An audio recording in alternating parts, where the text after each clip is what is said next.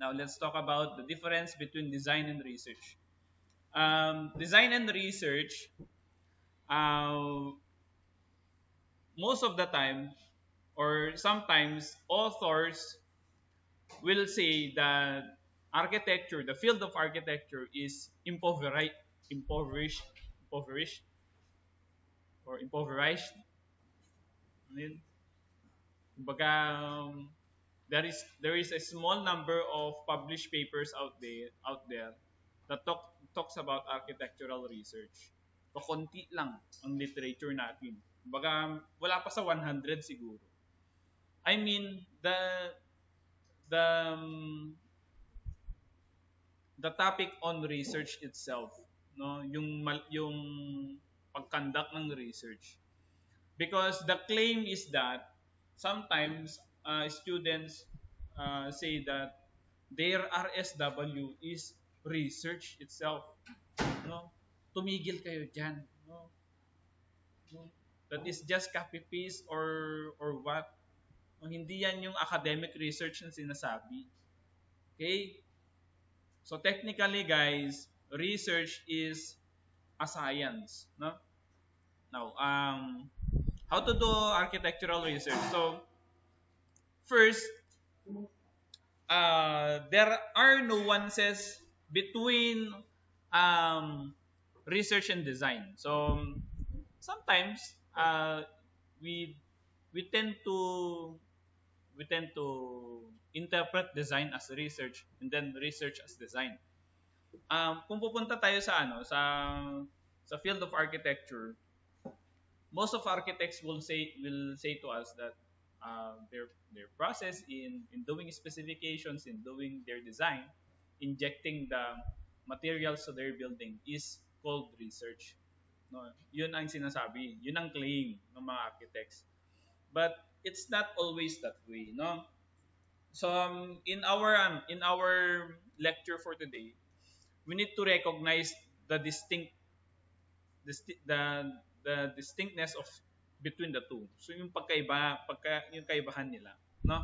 And um what are their relationship for us to have an advanced understanding in architecture. Now, research, guys, the purpose of research is the primary purpose of research, guys, is for the improvement of humanity, no? So kung walang research, baka matagal nang nag-collapse ang civilization natin.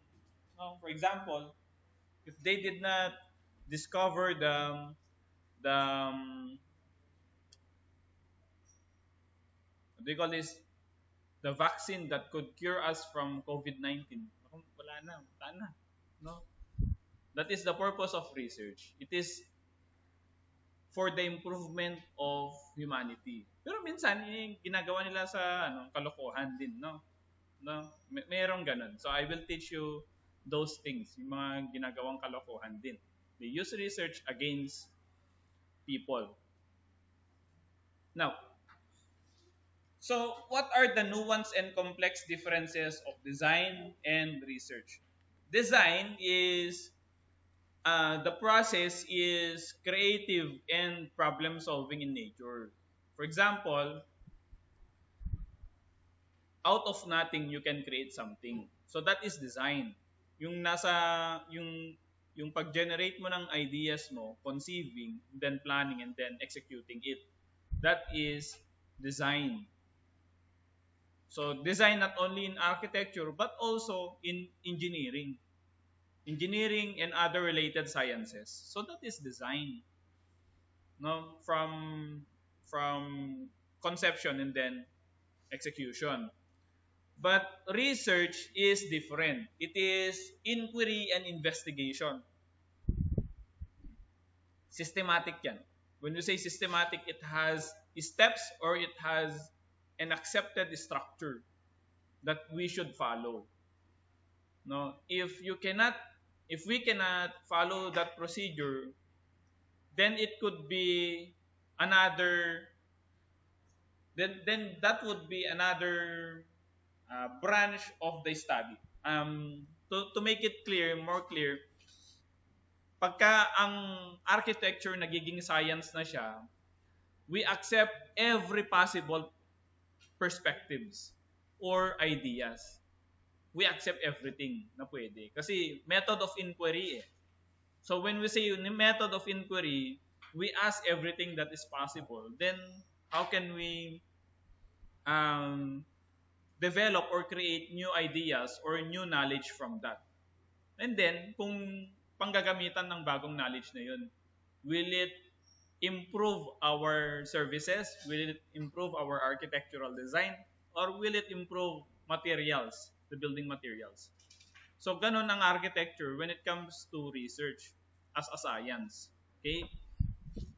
Now, there are three main methods in architectural research. That is the methods of inquiry. So, we have abductive, inductive, and deductive approaches.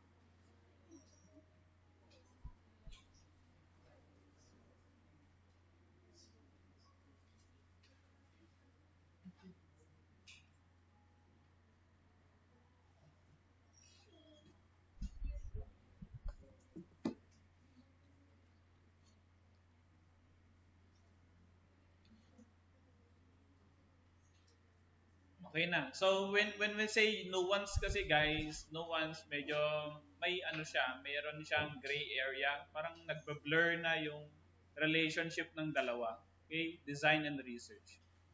Pero totoo nga naman because design is when you create when you create ideas when you design, kailangan mo ng information muna, di ba?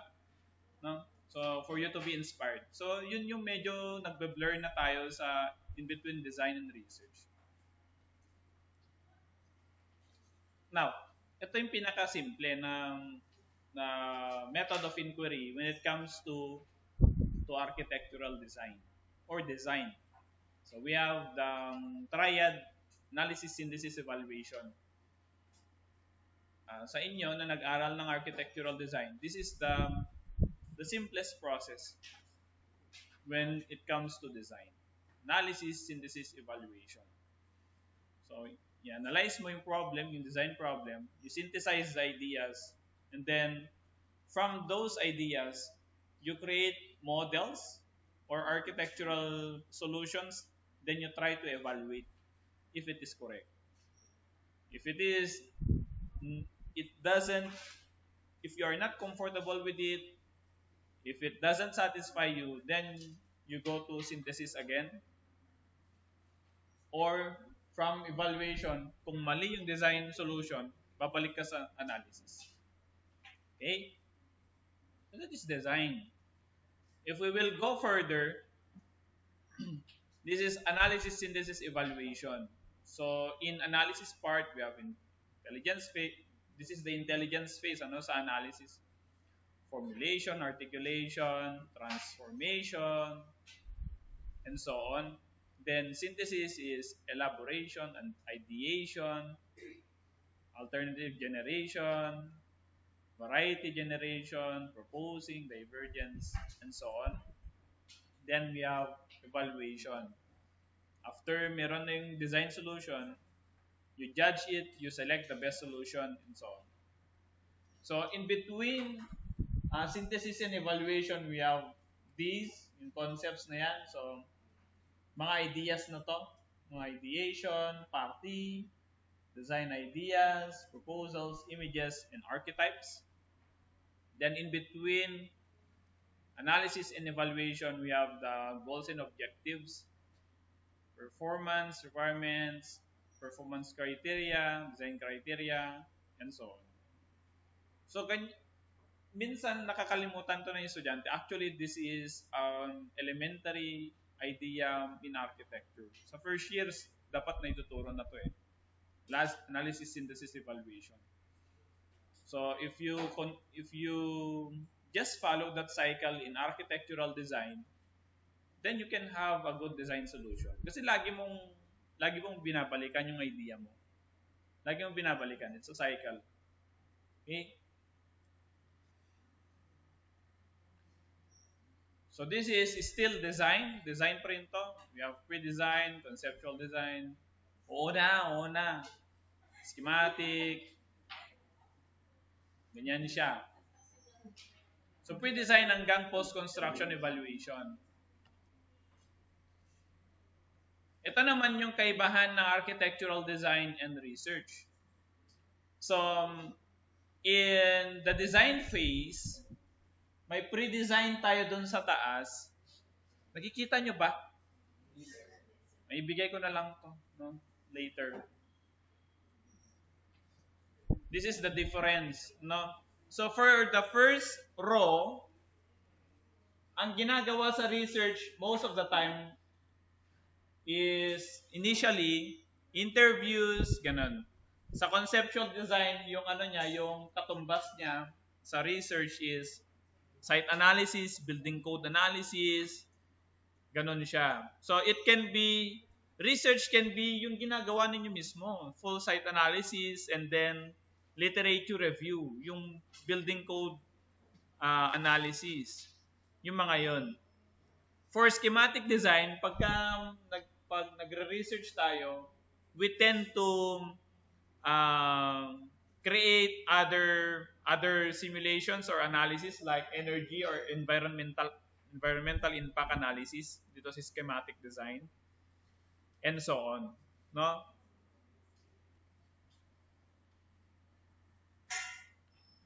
Ito naman ang kaibahan ng design versus research. Now, sa taas, higher yung impact sa taas when it comes to the global scale. Okay?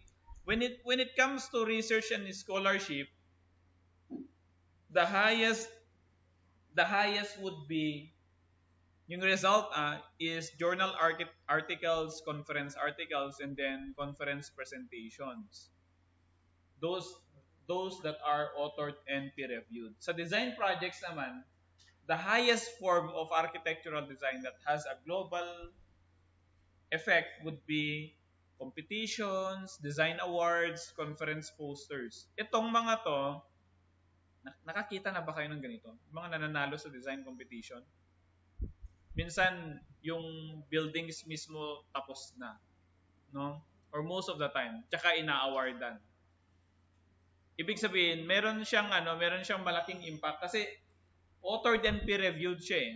When you say peer-reviewed yung project is it undergoes a panel of judges, no? Or a panel of jurors. No, for example, mga nananalo sa Pritzker Prize, no? In architecture, ganyan sila. No, dito siya nananalo sa competitions or sa designs mismo. So, sa baba, actually mas mababang level ang books, book chapters, technical reports, exhibitions, lectures, and professional articles. Medyo mababang medyo mababa dito sa part na to, sa books. Actually, sometimes books can be in the form of monographs. So for example, nagsulat-sulat ka lang ng MA mo, pinublish mo, okay na. Book na 'yon, no? Pero hindi siya peer-reviewed na sinasabi. Walang nag-filter dun sa information na pinagsasabi mo, no? Kaya mga artista minsan, kaya na lang magsulat ng libro, no? But the question is it peer-reviewed, no? Is it peer-reviewed? Ganon din sa designs. Okay? Kaya nga ang professional articles, project presentations, yung mga yan, medyo mababa yung level niya kasi it's their own it's their own perception of the world, or what do they think is the better design approach for this. Wala pang nagfi-filter doon sa nila, sa pinagsasabi nila. Unlike peer-reviewed level. Okay? At saka yung pinaka-lowest na impact is authored by others. For example, yung social media, eme mo lang, no? Pinost mo lang yung drawing mo, nag-viral. Pero ang pagiging viral, guys, ilan lang ang lifetime yan? Mga weeks. Weeks lang siguro, ano? Weeks ba? Months? Meron na ba kayo narinig na nag-viral ng 1 year? Wala. That's why yung news at saka social media, COVID, no? Malaking effect. No? Oh, yung authored by others, when we talk about research and design, no? Pero dito dalawa na yung nagawa ko. Dito is 8, mga 12 na dito. Kung idadagdag mo pa yung ibang reports. Pero generally, dalawa pa lang dito. Peer review. No? Dito, syempre nakarami na ako dito kasi eme lang yun, no? Grarad ka, ganun. Dito. No? Pero in the long run, mawawala din yun, no? Pero ito, permanente yan. Permanente itong dalawa. Lalo ito, pag peer-reviewed. Because it was accepted by the journal, then pinublish nila habang buhay nang nandyan. Okay? Yung kagandahan nun, maraming scholar makakabasa ng ginawa mo. That's why these two are important, no, dito sa level na to. Authored and peer-reviewed.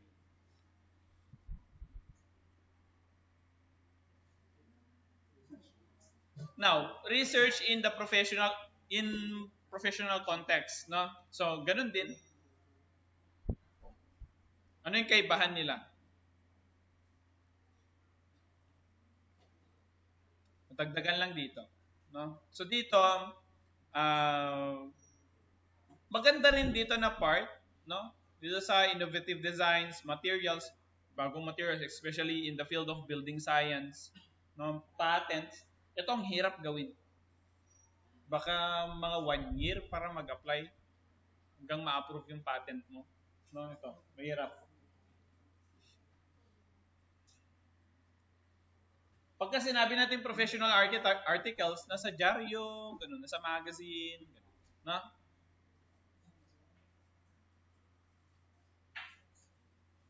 Now,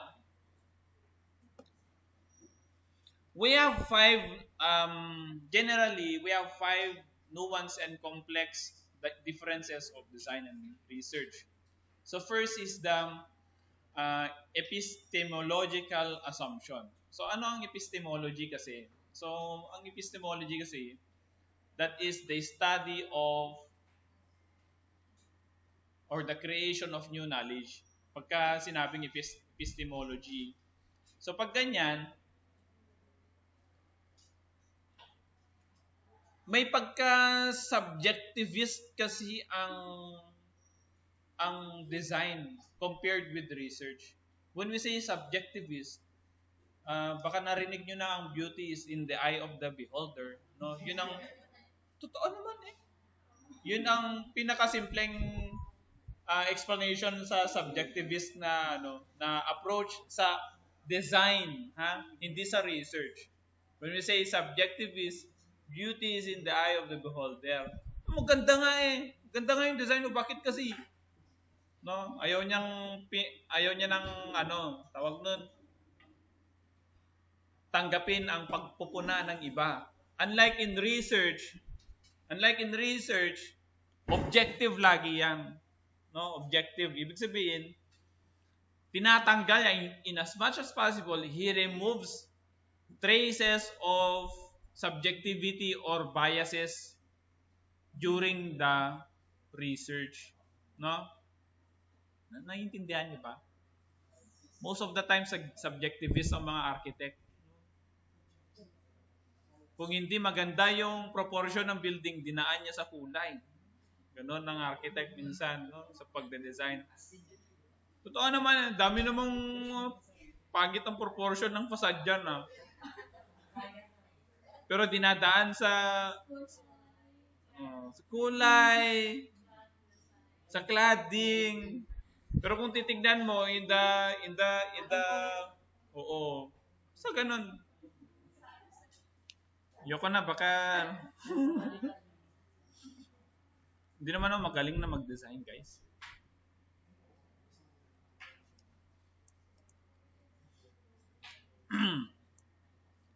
Sa number 2, they have distinct domains of activity.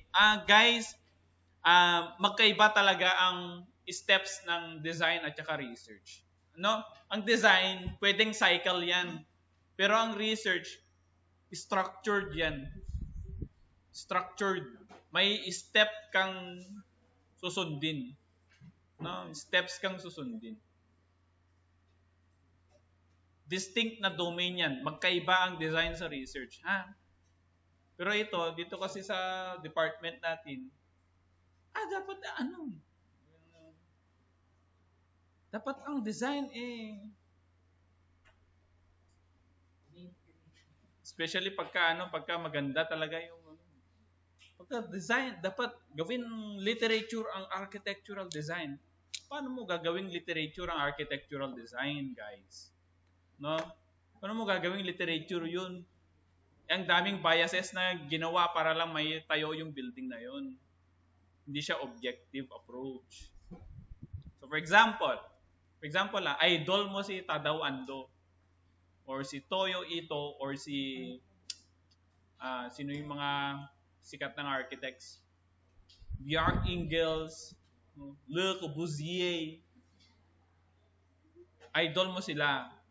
Ngayon, yung architectural design nila, gusto mong gamitin sa research mo. Ngayon, ang tanong, is it proper na ang architectural design niya gagawin mong mode or isang model mo sa architectural research mo? Meron kang diyan. For example, sa mga experienced na panelists, madali lang basagin yung theory na yan. Because first, that is created by one person only.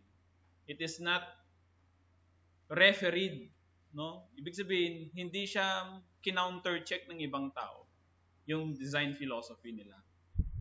So kung sakaling gagamitin niyo yun sa 5th year ninyo, please be careful. No? Kaya i-distinguish nyo ang domain ng design at research. Because research is an activity, no? Intellectual activity yan. Kung saan, bawal, hanggat maaari, bawasan mo ng maraming bias. No? In the 1920s to 1940s hanggang 1940s, maraming biases ang ginawa ng mga architects. For example, City Beautiful movement, basta yung mga yun, imperial yung model nila. So those things, maraming nangko-question doon sa methods nila. So dapat kasi yung paggawa nila ng ng treatises nila. You understand treatises or treatise? Yung written document nila na dapat ganito ang gawin nyo. Yung 5 points of architecture, the building should be should be, puro should be, no?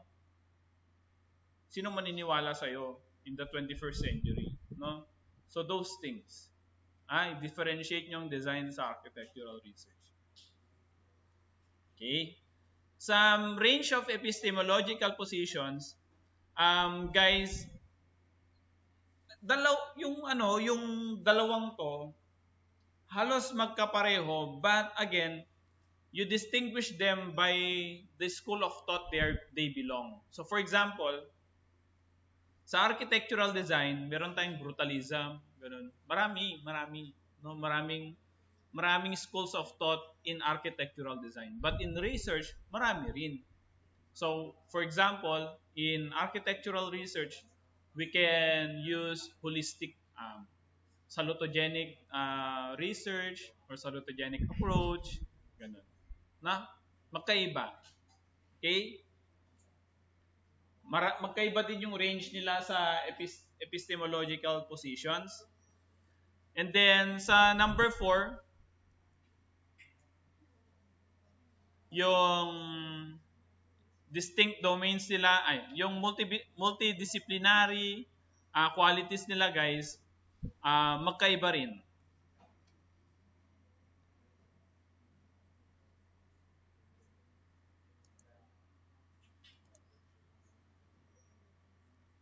Then self-explanatory dun sa 5. Comparable and shared pa rin sila. Sometimes, no? So kung babalikan natin, guys, ang epistemology is the theory of knowledge. Yung pag-create ng knowledge actually. No? There are students that are smart enough to create a very good thesis to the point that it could be used to future researches. No? Kaya nilang pag pinagko-combine yung iba't ibang idea para makagawa ng isang branch of knowledge.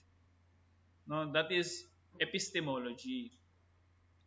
So, epistemology in dictionaries, they are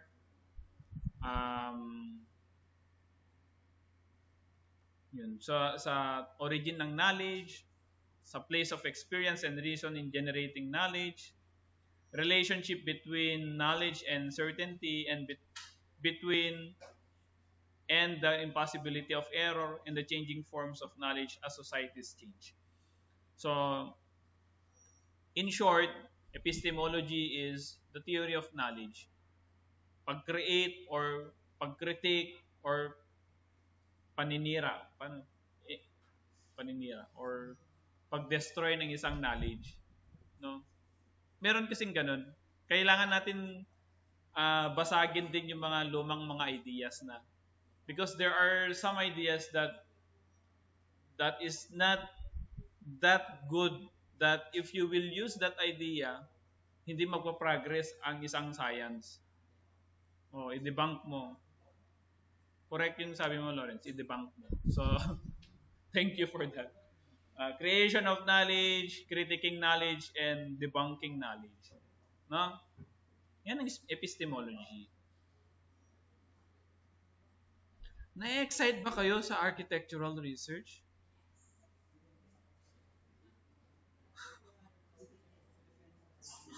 Kasi sabi niya, exciting developments in architectural research.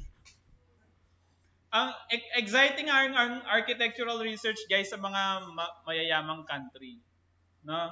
Pero ito sa Pilipinas, you're constrained to so many factors.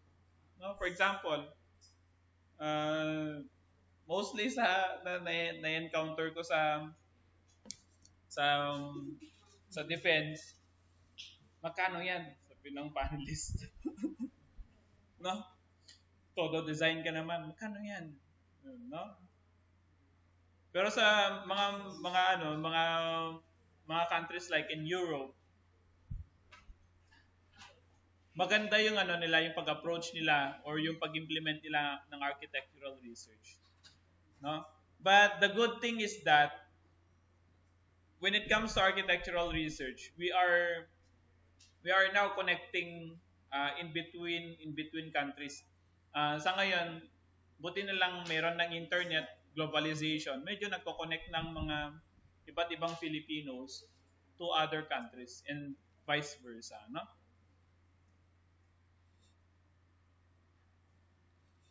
Step 1 pa lang 'yun, guys, yung kanina. Kumbaga introduction lang 'to, no? Kung para lang ma-distinguish natin yung research versus design. Okay? Number 2 is yung sa debates and perspectives. When we talk about debates and perspective, we should be we should be yung attitude nyo sana sa architectural research, guys, i-open nyo ang sarili nyo sa criticism and debate. Okay? Hindi man tayo naturally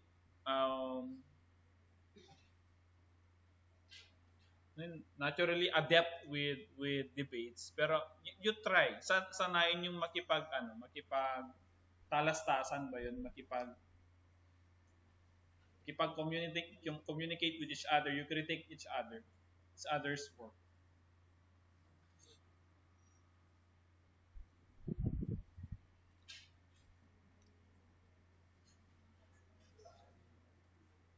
So parang naulit lang kanina, i-ano lang natin, i-differentiate lang natin lahat lagi ang design versus research, no?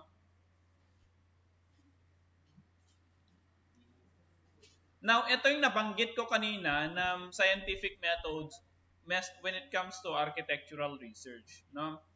So first is abductive, second is inductive, and third is deductive reasoning. So ito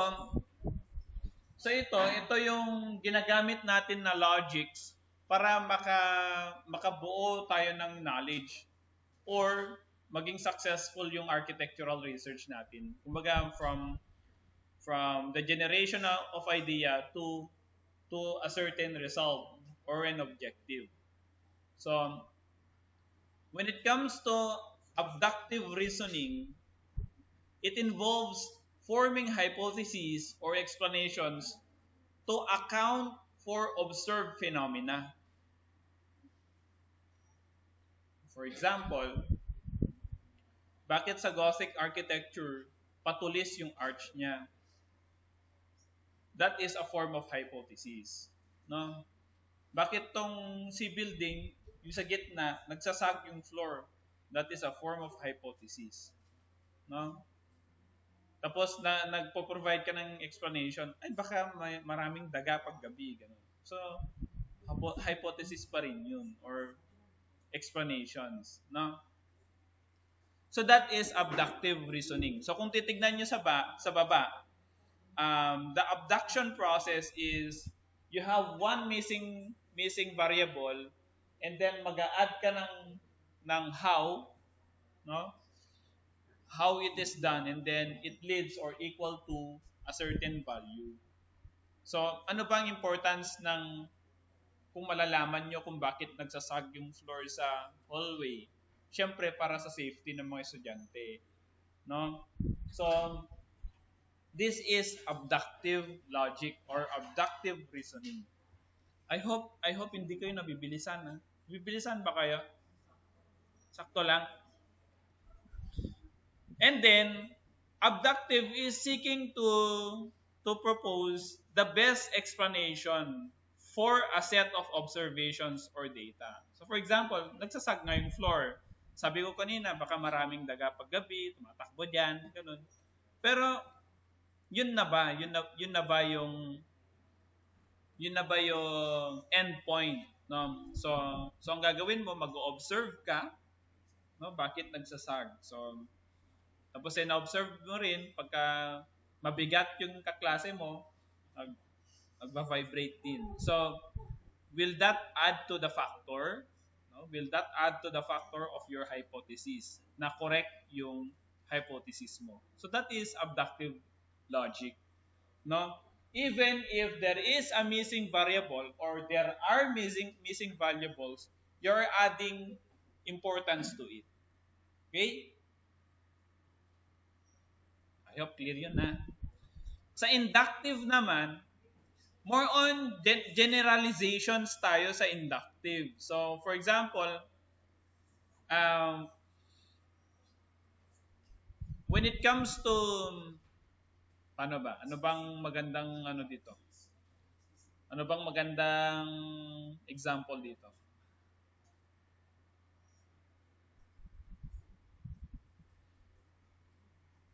Bakit kaya ang mga design ng mga architects today puro box type? So yun isang observation yun, no? Isang observation yun yung what niya. Pero yung how missing, no? Yung isang variable na how. But it leads still to a certain result. That is inductive reasoning. Ibig sabihin, meron ka ng observable pattern na nakikita. Hindi mo lang alam what leads to it, no? What led to it. Box type na ganyan. So maraming questions diyan. Pare-pareho lang ba sila ng draftsman? Mga ganun ba? Tinatamad lang ba sila? Ayun. Ano? Nahihirapan ba yung engineer? Yun yung mga how na missing na variable na that you can investigate actually. Na meron ka ng observable set of data. Or wala ba talagang pambili ng cladding? Ganon. Mga ganon. Dito sa St. Louis. Bakit kaya wala tayong isang architectural design, no? Yun ang isang question natin. Observable, no? Observable ang architecture natin sa St. Louis. It is chaotic, no? But what is the missing variable that led to that architectural trend in St. Louis? No? Bakit kaya may mukhang bodega na building? Ganon. So that is inductive. It involves generalization from existing patterns, no? So, hanggang 6:30 lang tayo?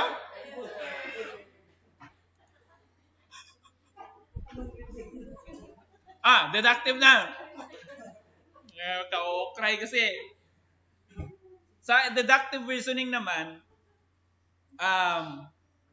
deriving specific conclusions from general principles or premises.